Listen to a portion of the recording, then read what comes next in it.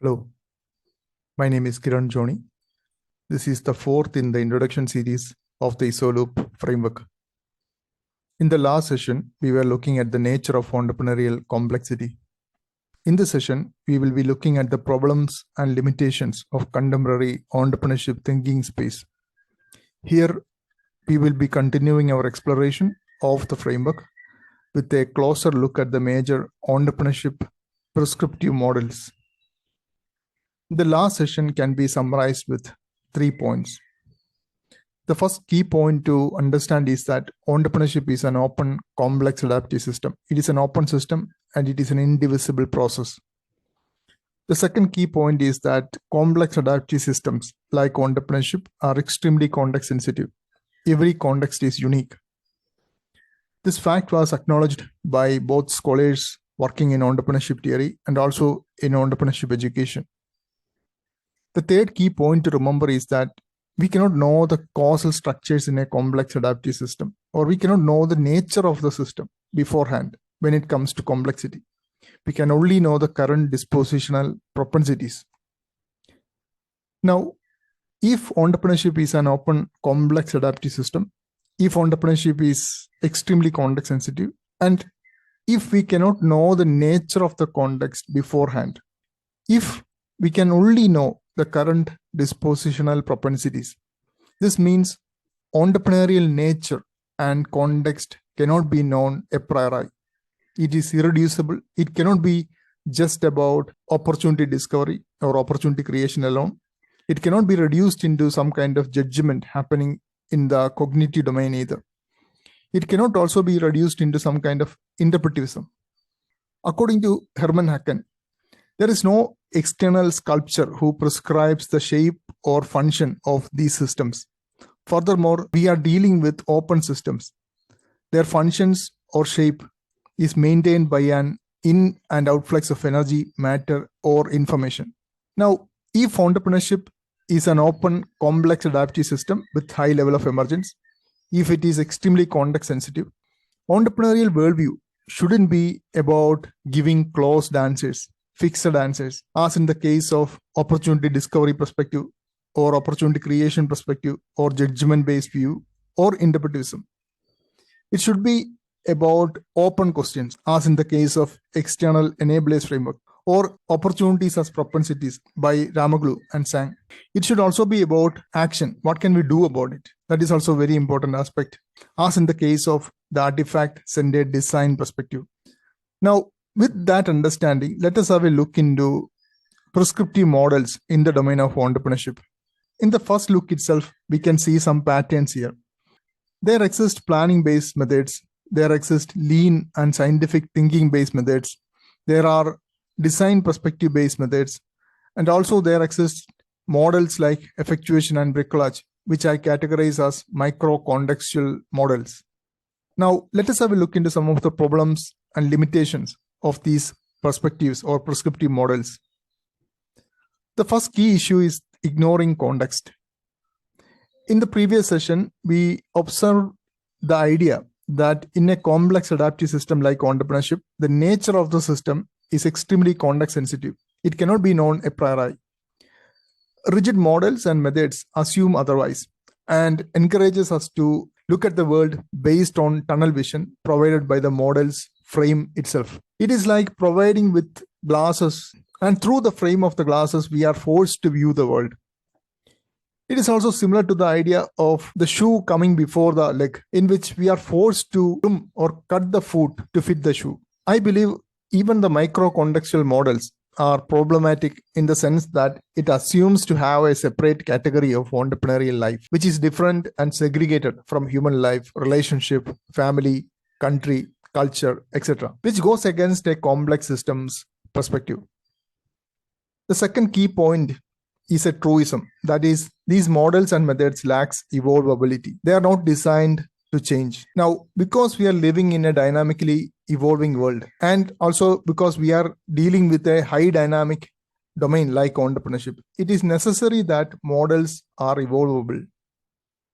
The third key issue is about functional fixedness or some kind of path dependency.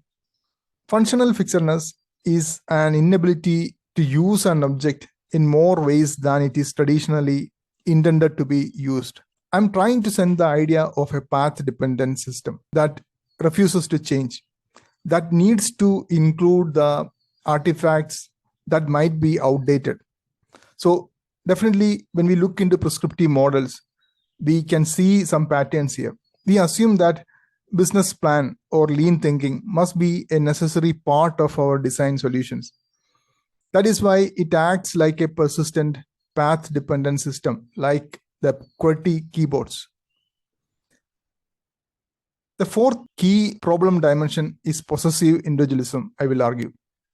Entrepreneurship is a distributed enactive cognitive system. That means intelligence, decision-making, skills, expertise, all of these faculties are distributed in nature in a domain like entrepreneurship, which is a social complex system. It is distributed across various artifacts, tools, institutions, people, etc. Most prescriptive models are based on the idea of the sole entrepreneur making decisions.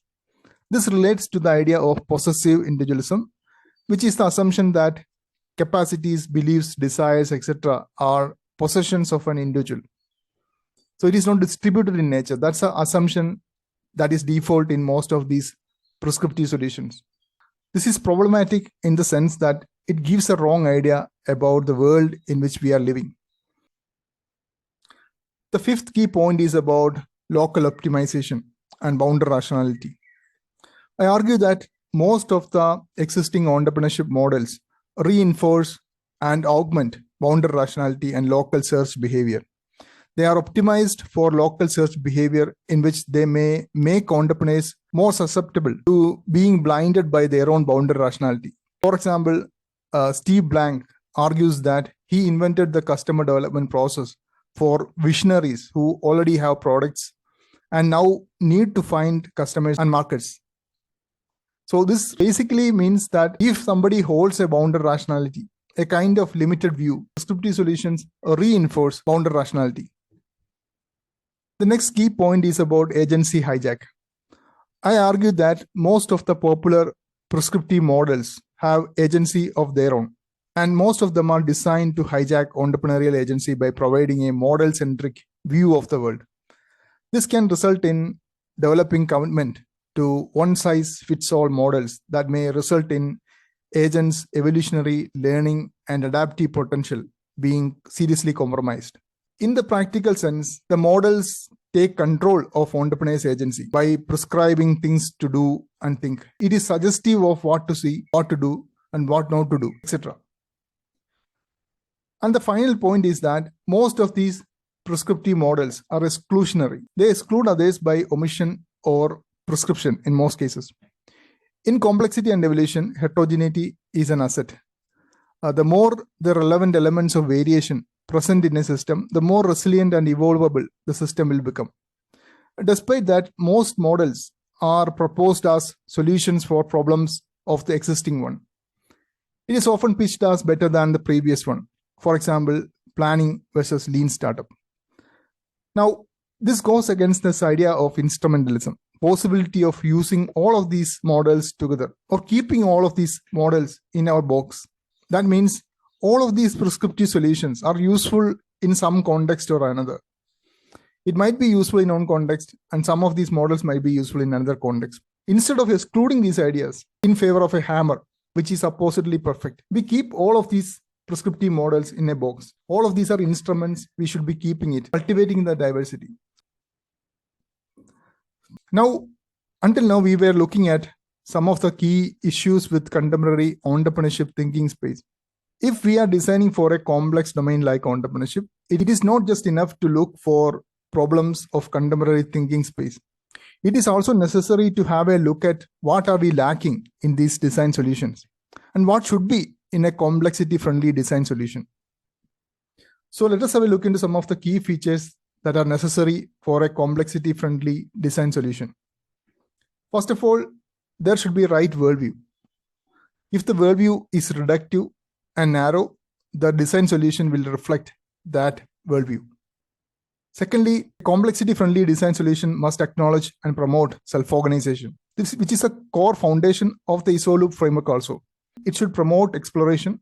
It should promote diversity. It should be contextually adaptive. It should provide evolvability to the agent and must have evolvability of its own. Next key point is that a complexity-friendly design solution must protect agency from hijack. It should acknowledge the dispositional state, including ignorance and weaknesses. The next key point is that a complexity-friendly design solution must encapsulate various complexity-friendly functional dispositions in a single framework so that it is easily accessible. Next key point is that it should acknowledge provisionally imperative nature of the context. Context is in continuous dynamics, so we need to acknowledge that imperative, provisionally imperative nature of the context. Now, finally, we should keep in mind a work in progress attitude or a perpetual construction attitude. Because the system needs continuous reinvention and change, we have to be prepared to change the framework itself. The design solution should be able to adapt and change fast. So this kind of an attitude should be fundamental when it comes to designing a solution for a domain like entrepreneurship. Now, when we look at the contemporary prescriptive solutions, none of these prescriptive solutions seem to be concerned with these complexity-friendly functional dispositions. Now, the goal of the ISOLOOP framework is to encapsulate or design in all of these complexity-friendly functional dispositions into a single framework so that an ecology of ideas in its dynamics will transfer to the users of this framework, not just one or two ideas or a linear process as in the case of lean startup approach. To conclude, until now, we were looking at the problem of entrepreneurial complexity and the weakness of contemporary thinking. In the next session, our goal is to summarize the solution space. Here, I will be touching the theoretical foundation over which the ISOLOOP framework is built on. I will also introduce you to the key structure of the framework in the next session before concluding.